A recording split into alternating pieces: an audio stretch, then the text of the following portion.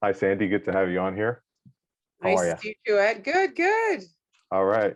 So now that we're here, let's talk about the real estate market and what's been happening in it. Is it still You, as crazy as it's been? you know what? Right now, it is a seller's market. So we're seeing a lot of multiple offers on properties, a lot of buyers waiting to get in. And I've been noticing, anywhere between 5 and 20 offers just in the GTA area, Toronto, Mississauga, Oakville, even in the East End. We're seeing huge demand.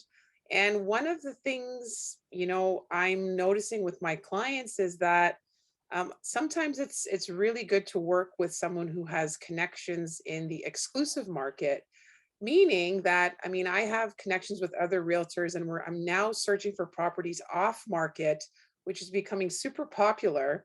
So that way, if you're a buyer looking, you can look in the off market segment and not have to compete with so many buyers.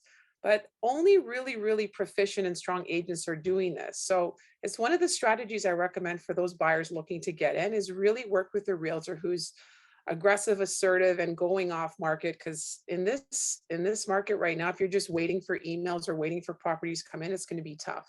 But Ed, I wanted to ask you actually, because I know the mortgage rates are there's speculation of them going up. So what's happening with mortgage rates right now?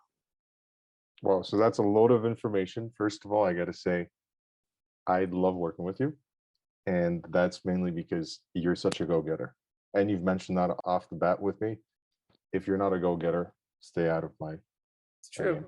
pretty much. Okay.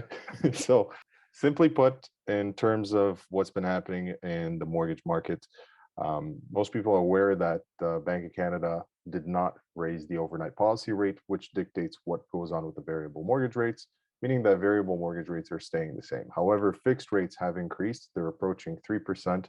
And slowly, we'll start seeing changes on the variable in terms of the variable rate, as well as in the Bank of Canada meeting, they've announced that it will be going up as of March 2nd. Okay, so for those currently having mortgages with fixed rates, I want to say that for every 10 beeps, which means 0.1% of a rate increase, that results in about $19 more of a monthly payment, or about $1,700 over the course of a 5-year term. So that's for a $500,000 mortgage. And if we're looking at $1 million mortgage, then the increase per month for a 0.1% raise of the fixed rate would be about $63.91. Oh wow. So what Whereas, what would that be for, let's say, a 5-year term? so So for $63 a month, 5 years, and if you're buying, that's what it would be. What would it be at the end? so that's around $3,834.60, which could account for any sort of vacation or other project that you might want to undertake. It's quite a bit of money. However, with properties in your price range, or at least the clients you're working with, Sandy, so around the $2 million mark, we're looking at $111.76 monthly increase. Hmm. And in 5 years, that translates to a little bit more money. So that's around $6,705.60, which could Oh make wow. a huge difference in someone's budget. So just to recap, fixed rates have gone up, but variable has stayed the same. And that's pretty important for everyone to know if you're buying or you're looking to buy, what the actual difference is. In the real estate space, is that significant enough for the market to stabilize or balance out?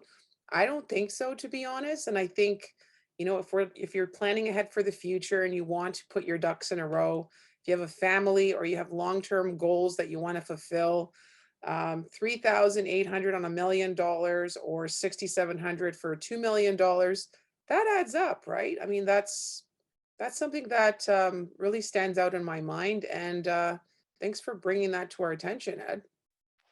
My pleasure. And there are some movements in the market that are assisting those looking to buy their first property, or at least make the most out of their investment properties. For example, during the election, the Liberals promised a 25% reduction in mortgage default insurance. These are premiums largely charged by CMHC.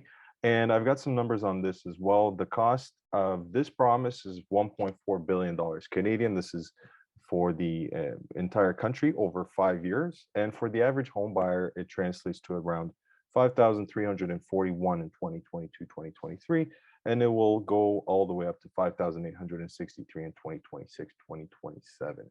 But this is Mhm. just mainly for those getting into the market who are still paying mortgage insurance. Another thing is that reverse mortgages are on the rise, and Home Equity Bank, which was purchased by the Ontario Teachers Pension Plan Board, they've acquired around $1 billion in reverse mortgages last year, and that makes up a 28% increase from previous years, bringing their entire reverse mortgage portfolio to around 5.4 billion under management. Mm.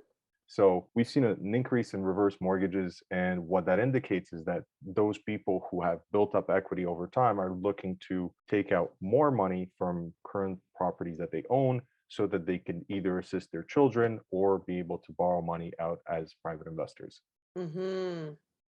Isn't that interesting? So, I guess the down payment for first-time home buyers, what would you say the minimum down requirement? I mean, obviously, is 5% still good for a down payment these days, under 1 million? So that's a good question. 5% on the first 500,000, and then 10% all the way up to 1 million. After Mhm. 1 million, it becomes a bit more delicate. It depends on a It's on a case by case basis, usually up Right. until 1.5 to 1.7. We're looking at a 20% down payment requirement. Anything over 1.7 is subject to a sliding scale. And for more information on that, obviously, you can email me or reach me by phone so I could explain it to you in Hey, specific detail.